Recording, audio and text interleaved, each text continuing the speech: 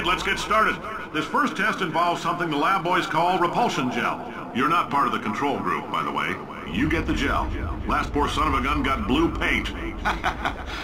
All joking aside, that did happen. Broke every bone in his legs. Tragic, but informative. Or so I'm told.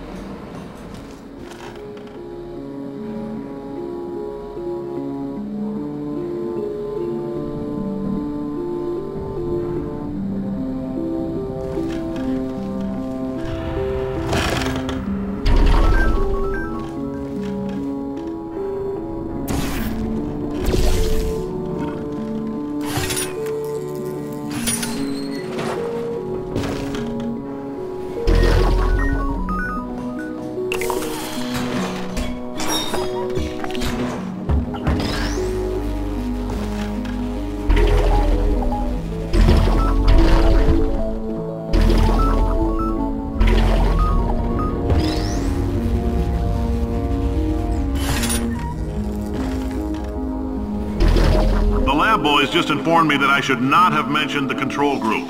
They're telling me I ought to stop making these pre-recorded messages. That gave me an idea. Make more pre-recorded messages. I pay the bills here, I can talk about the control group all damn day.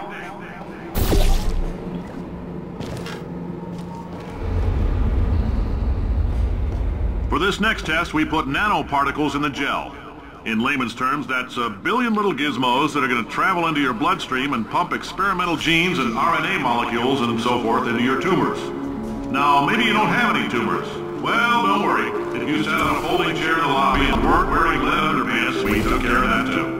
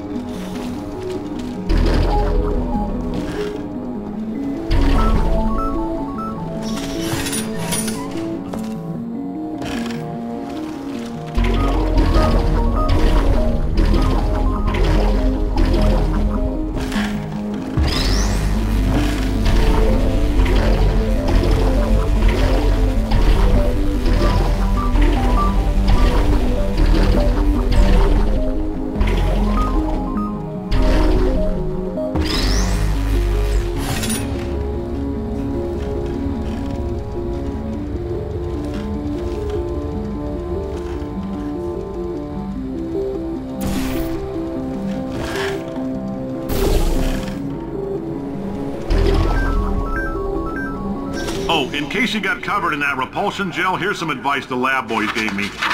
Do not get covered in the repulsion gel. We haven't entirely nailed down what element it is yet, but I'll tell you this, it's a lively one, and it does not like the human skeleton.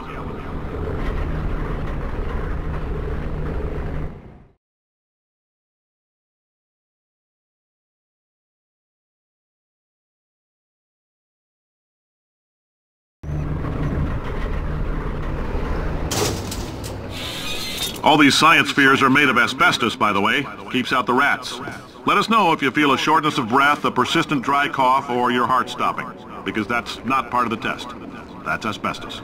Good news is the lab boys say the symptoms of asbestos poisoning show a median latency of 44.6 years. So if you're 30 or older, you're laughing. Worst case scenario, you miss out on a few rounds of canasta. Plus, you forwarded the cause of science by 3 centuries. I punch those numbers into my calculator, it makes a happy face. I like your style. You make up your own rules, just like me. Bean Counter said I couldn't fire a man just for being in a wheelchair. Did it anyway. Ramps are expensive.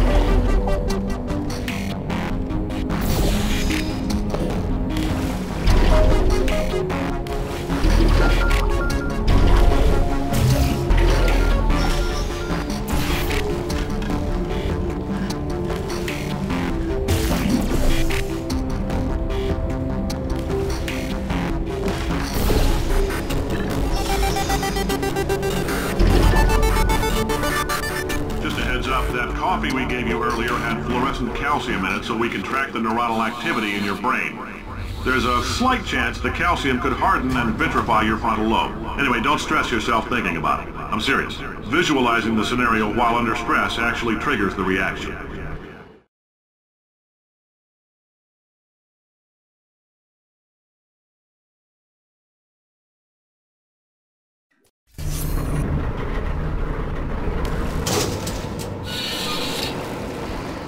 Now, if you're part of control group Kepler-7, we implanted a tiny microchip about the size of a postcard into your skull. Most likely you've forgotten it's even there.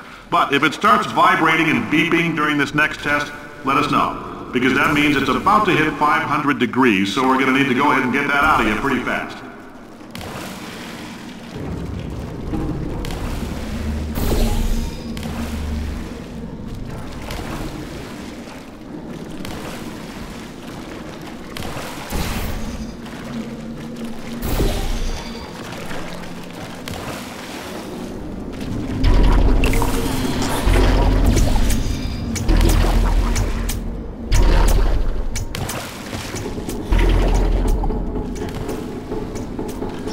Telling them, keep your pants on. All right, this next test may involve trace amounts of time travel. So, word of advice, if you meet yourself on the testing track, don't make eye contact.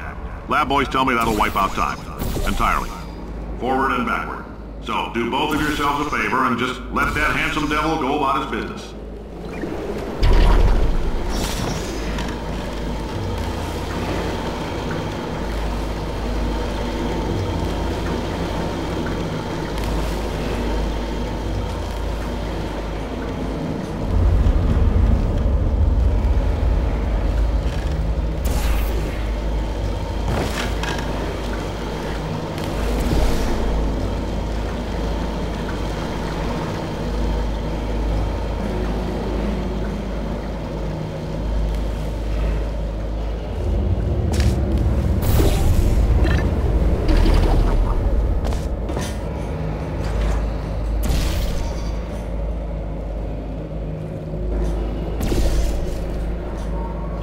If you're hearing this, it means you're taking a long time on the catwalks between tests.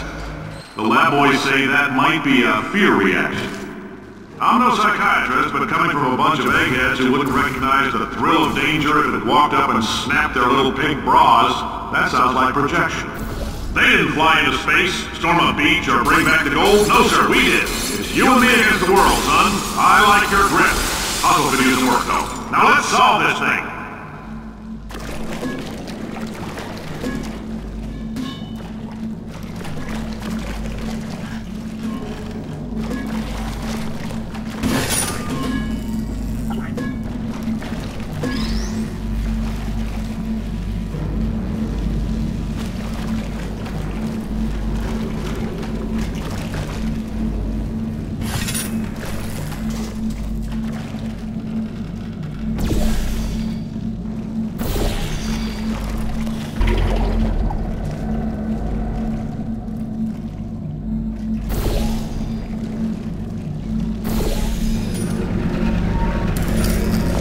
Science isn't about why, it's about why not. Why is so much of our science dangerous? Why not Mary save science if you love it so much? In fact, why not invent a special safety door that won't hit you on the butt on the way out because you are fired? Now you test subject, you're doing fine. Yes, you, box your stuff, out the front door, parking lot, car, goodbye.